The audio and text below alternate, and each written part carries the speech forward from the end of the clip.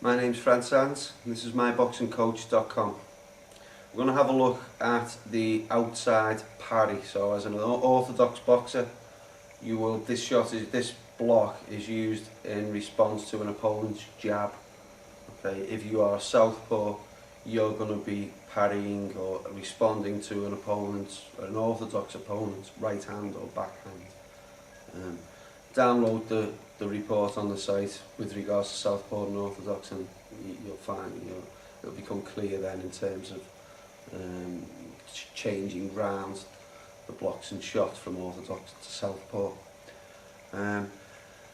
There are two other specific hand defences in response to an opponent's jab, and this is the third and probably the least common that is used, but I think it's important just to define what it is, even if you only use it once or twice during a spar or a contest. It is another method, and quite a good method of dealing with an opponent's jab and creating a big opening in at the same time. From the boxing stance, okay, what we are aiming to do is deflect the opponent's jab, not inside, but outside. Okay? Now there's more involved in this parry than there is with the inside parry. So if we look at the inside parry, it's a simple movement where we're deflecting the opponent's shot by tapping the wrist to the side, and that will take the shot off that way. This one is much more involved. What we're seeking to do, again, if we have the imaginary tunnel and we want to keep our hands within that, the first action is a push from the back foot. Okay, that rotates the body slightly, again to give us the weight to get the shot out of the way. The arm comes up, pulls round the inside and deflects the opponent's shot off that way.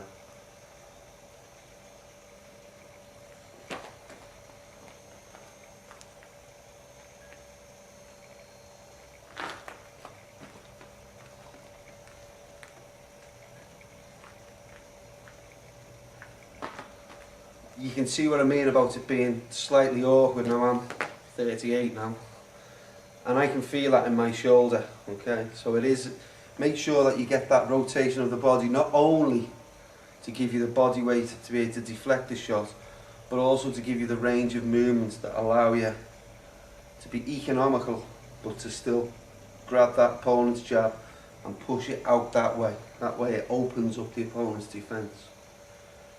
Okay, so from there, again, like with the inside parry, okay, I've just shown you how much I've exaggerated that there. Make sure that you keep the movements to a minimum.